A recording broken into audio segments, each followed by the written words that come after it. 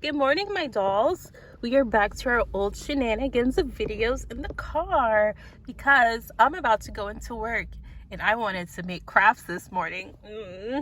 So I have my Hagrid doll and I'm gonna try to find him on Amazon and link him down below. I will get a very small commission from that, but I think he's a very good doll to have. And I think I want the other one, the one that turns into a wolf. Was that not Severus? I don't know. I don't really be on Harry Potter like that, but I know that one.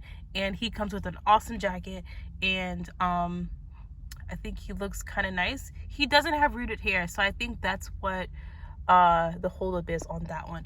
But this Hagrid doll, I'm going to show you his body type. That's going to explain why we need to make the pants the way we need to make the pants.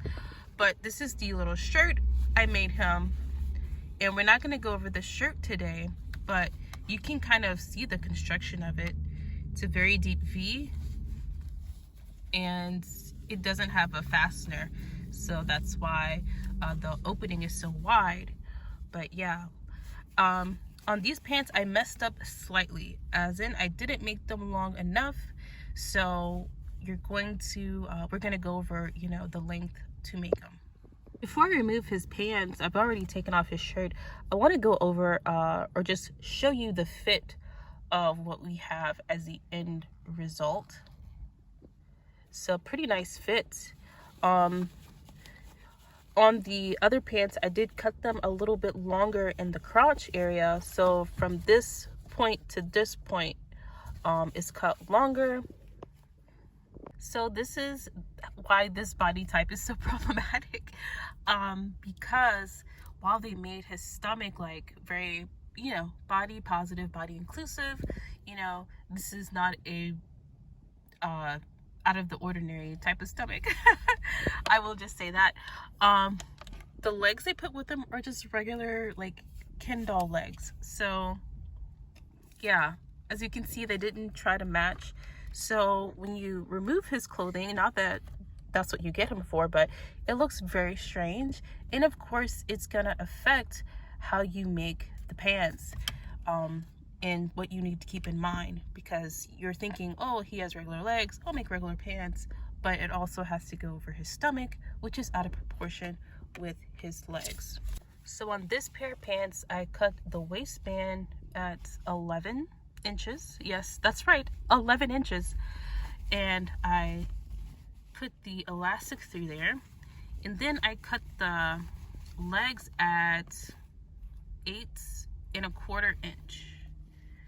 And usually the Ken doll's legs can take like 8-inch pants. So I was thinking, like, oh yeah, cool, it'll work because the legs aren't different. But it did not work.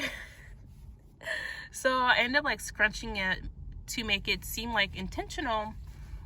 But on this pair of pants, I kept the same 11-inch waistband, but I put that down to about 9¼ inches for the leg length. And I've already, since I'm not at home, I already taken my hot glue and glued down that hem. So that way all I have to do here is sew it. And speaking of glue, I took Elmer's glue around the edges. I did not want to fray, which is pretty much every edge that's gonna get sewn. Don't want it to fray because you'll do all that sewing and it'll start to fray, and over time it'll your garment will fall apart, so you don't want that. So for this one, you can cut this into 2 leg pieces if you want to, but it's unnecessary, and I think it's better to keep it as one, just so this part goes over his stomach.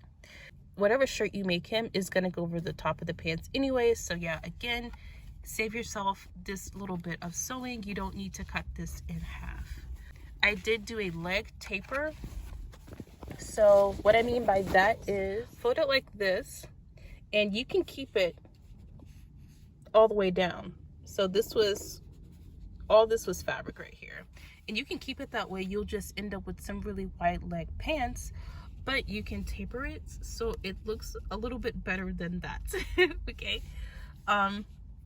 Don't taper it too much because you still need the illusion that his legs are in proportion to his body. But you kind of want to taper it just a smidge. I kind of taper a little too much, but you know, I'm hoping it'll still work out. But yeah, you actually just want to taper it like a smidge. That way it gives him some leg definitions and he's not all like walking fabric. So I'm back home for quite some time now. It's like 8 o'clock. And here is how the knee pants look compared to the previous pair.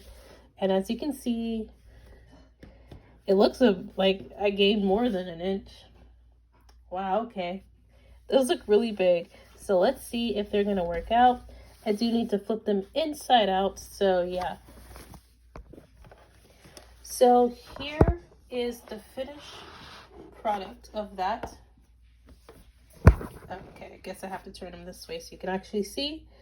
And like I said, the pants look very big, and that's the problem with a body such as this one, because where his legs start, they're like so disproportionate from his stomach that whereas you would make pants that can fit at his hip, you're forced to make pants that can be held up by his stomach, which means you're making some rather large pants. So yeah, but the good thing is that he's pretty much always going to be wearing a shirt, and it's going to mask a lot of that. So let me put his shirt back on. So here is how it looks with his shirt on, and it looks very good. I really like how the pants came out. I think it is the right thing to do to taper them. Otherwise, this would all be fabric that you see here, and his legs wouldn't have any distinction whatsoever. So it is a good idea to taper those. I hope I can make some more, especially for this doll, as I think quite a few people have this doll and they probably don't have any clothes for him. So I think they will appreciate some pants. So I'm gonna end the video here. Thank you so much for watching, and I'll catch you in the next one. Bye.